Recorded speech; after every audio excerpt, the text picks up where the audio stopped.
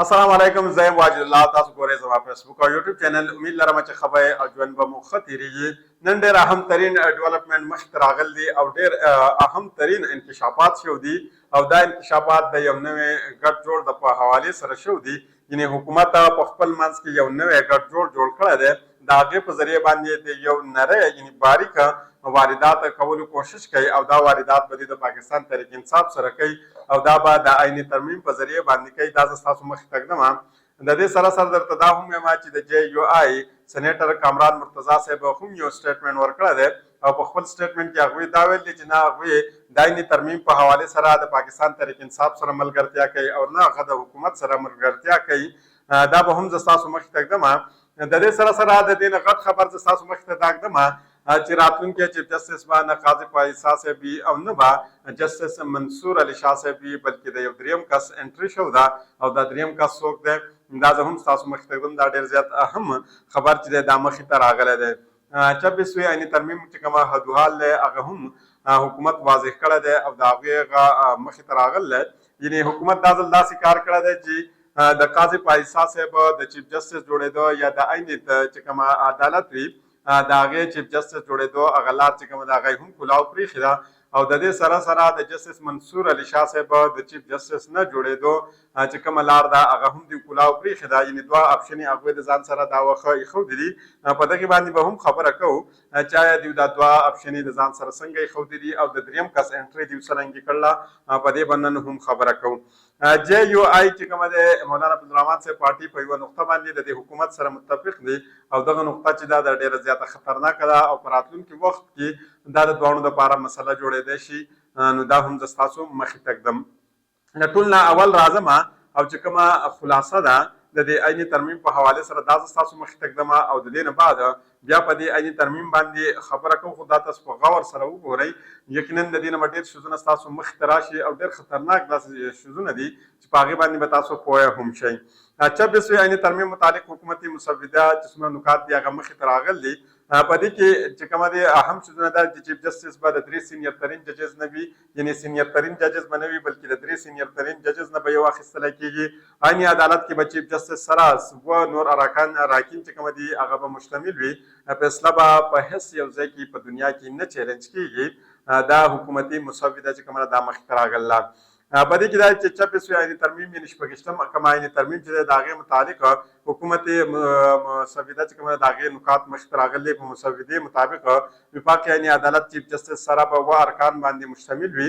سپریم کورټ د چیف جسټس تقرري به په 8 رکني پارلماني کمیټې کوي. سپریم کورټ چیف جسټس تقرر به 3 سینیر ترین ججز نه کېږي. آئیني عدالت فیصله به په هېڅ یو ځای کې نه چیلنج کېږي. خصوصي کمیټې به دویم ان کیمرا اجلاس چې کوم دی آئیني ترامیم باندې اتفاق رایې دپاره ځلې کمیټې یو تشکیل هم جوړ کړی شو دی. یو ځلې کمیټې د دې لپاره جوړه کړی شو ده. په اجلاس کې د جے یو آی خپله مسوده هم پیش کړله. یعنې هغو ته ویل چې زموږ سره کومه 90% چې زموږ کومه مسوده موږ تیاره کړله هغه هم دوی په دې اجلاس کې خپله پیش کړله. ذرایع دا دعوه هم کړله چې خصوصي پارلماني کمیټې اجلاس حکومتي جماعتونه په یو پیج باندې راغلي. یعنې هغه اوس په یو خبره باندې متفق شو دي. جے یو آی نه د حکومت سره ملګرتیا کولو نه صفا انکار کړی دی. آئیني عدالت په ځای باندې هغې ویل دي چې بینچ دې تشکیل شي. د دې تجویز هغوی ورکړی دی. د پیپلز پارټۍ چیرمین بلاول بټو زرداري صاحب وینا دا ده چې وفاقي آئیني عدالت قیام چې کوم دی د قاضي اعظم هم د دې یو خوب لیدلی و او هغوی هم غوښتل چې دا دې جوړ کړی شي.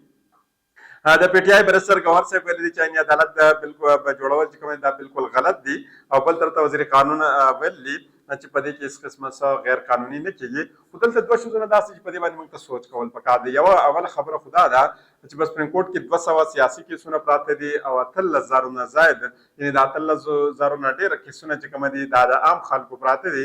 د عام خلکو دا کیسونه د 100 کلونو نه دلته پراته دي خو په هغې باندې یو کس هم غور نه کوي. او بل طرف ته دا 200 چې کومه سیاسي کیسونه دي د دوی دپاره دوی کوشش کوي، محنت کوي، لګیا دي چې په څه نه څه طریقه سره دا کیسونه حل کړي او په دې کې چې څومره د دوی نه کېږي چې دوی په دې کې خپل چې کومه د دوی رسوخ دی چې هغه دوی استعمال کړي او د هغې دپاره دوی لګیا دي کار کوي. راځم دا درته وایم چې تفصیل مطابق مجوزه شپږشتم آئیني ترمیم چې کومه دی د هغې په معاملې باندې د هفتې په ورځ باندې د پارلمان خصوصي کمیټۍ دویم ان کیمرا اجلاس د پیپلز پارټۍ سینیر رهنما خورشید شاه د زیر صدارت په پارلمان هاوس کې وشو. په اجلاس په دوران کې جے یو آی مجوزه ډراپ کمیټې کې پیش کړی وو. حکومت د وفاق عیني عدالت جوړولو فارمولا سیاسي جماعتونو سره هم شریکه کړله. وفاق عیني عدالت به څرنګه جوړیږي دا د دې د ډانچه د مخ ته راوړل، خو دا ډانچه د دې ډېره زیاته خطرناکه ده. یقینا که دې ډانچې ته موږ په غور سره وګورو نو ډېر هر څه داسې دي چې هغه به زموږ مخې ته کلیر شي او موږ به په هغې باندې پوه شو. مجوزه ترمیم مطابق وفاق عیني عدالت چیف جسټس سره په اووه ارکان باندې مشتمل وي.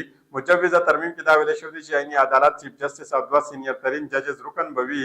مجوزه ترمیم کې دا هم ویل شوي چې وزیر قانون، اټارني جنرال او پاکستان بار کونسل نماینده به په دې کې شامل وي. دلته تاسو اندازه دا لګولی شئ چې د بار کونسل ضرورت په دې کې څه دی. دوه ایوانونو حکومت او اپوزیشن دوه اراکین به د دې نه اخیستلی کېږي.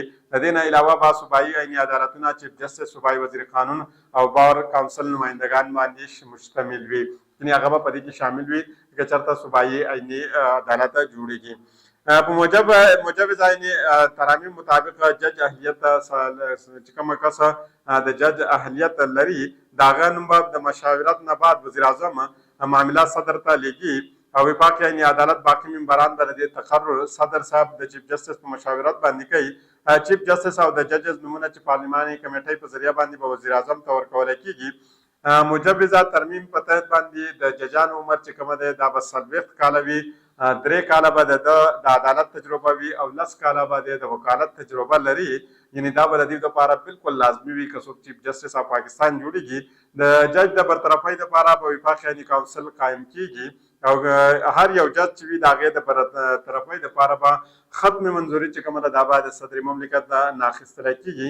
یعنې صدر مملکت صاحب چې دی هغه به دا ختموي. مجوزه ترمیم کې دا هم ویل شوی دی چې وفاق عیني عدالت فیصله به په یو عدالت کې هم نه چیلنج کېږي. یعنې دلته تاسو د دې نه اندازه لګولی شئ چې دوی په دې کې څه قسمه ریسټرکشن په دې حکومت باندې او په دې نورو خلکو باندې لګوي. یعنې بالخصوصا د جسټس منصور علي شاه صاحب دپاره دا هر څه کېږي او لګیا دي. څلورو صوبایي عیني عدالتونو فیصلې اپیل چې کومه ده دا به په وفاقي عدالت کې کېږي. یعنې دا ځای کې که چېرته یو کیس راشي او دوباره څوک د هغې اپیل کول غواړي نو هغه به دوی په سپریم کورټ کې چې کومه عیني عدالت جوړېږي یعنې هغې کې به دا دوی چیلنج کوي.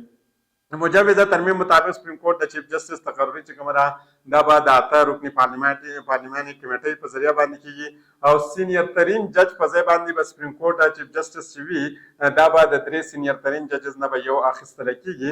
یعنې دلته تاسو دا ویلی شئ چې جسټس منصور علي شاه صاحب دپاره دوی یقینا لاره چې کومه ده هغه دلته بنده کړله ځکه چې دوی ویل چې سینیر ترین جج به نه وي بلکې سینیر ترین 3 ججز نه به یو جج چې کومه ده د خپلې مرضۍ مطابق اخیستلی کېږي.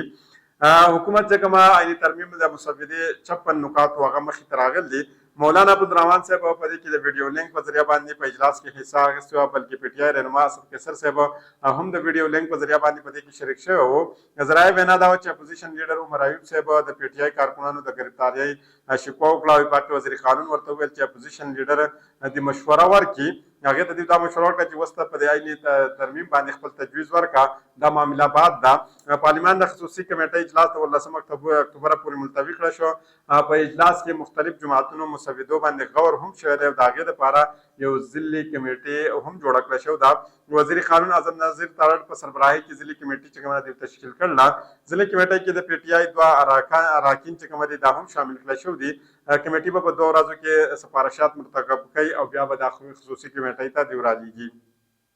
خو په دې کې 2 ډېر اهم کارونه دا شوي دي چې یو خو د 15 کالونه د جج عمر چې کومه دی دا 8 کالو ته چې کومه یو تجویز مخې ته راغلی. بل په دې کې اهم خبره دوی دا کړله چې اوس به د سینیر جج په ځای باندې د 3 سینیر ججانو نه یو جج چې کومه دی سلیکشن کېږي. زه تاسو دا اوس هم ویلی شم چې راتلونکی چیف جسټس به د پاکستان څوک جسټس یحیی آفریدي صاحب به وي ځکه چې هغې تر اوسه پورې دا کوشش کړلی چې هغه نیوټرل اوسېدلو کوشش وکړي چې د یو پارټۍ په چابړي کې هغه هم خپله خپه کې نه دي. یعنې یو چابړي ته هم لانل شي هغې د نیوټرل کوشش کړلی خو یقینا بیا هم د هغه چې کومه افیلیشن دي یا د هغه چې کومه ترجیحات دي نو هغه د قاضي په عیسی صاحب طرف ته ډېر زیاته جوکاو لري. جے یو آی سېنیټر کامران مرتضی صاحب وینا دا وه چې نه خو دوی د پاکستان تحریک انصاف سره دي په دې آئیني ترمیم کې او نه د حکومت سره دي بلکې دوی یو خپله مسوده راوړله او په دې خپله مسوده باندې دوی غواړي چې په دې باندې د عمل وشي او دوی یو تجویز ورکړی دی یعنې دوی ویلي چې آئیني عدالت ضرورت نشته بلکې په دې سپریم کورټ کې د دننه د چیف جسټس په لاندې چې کومه ده یو 15 رکني یو کمیټي جوړه شي او هغه دې دا هر څه وګوري د بلې ویډیو پورې ماته اجازت راکړئ د الله په امان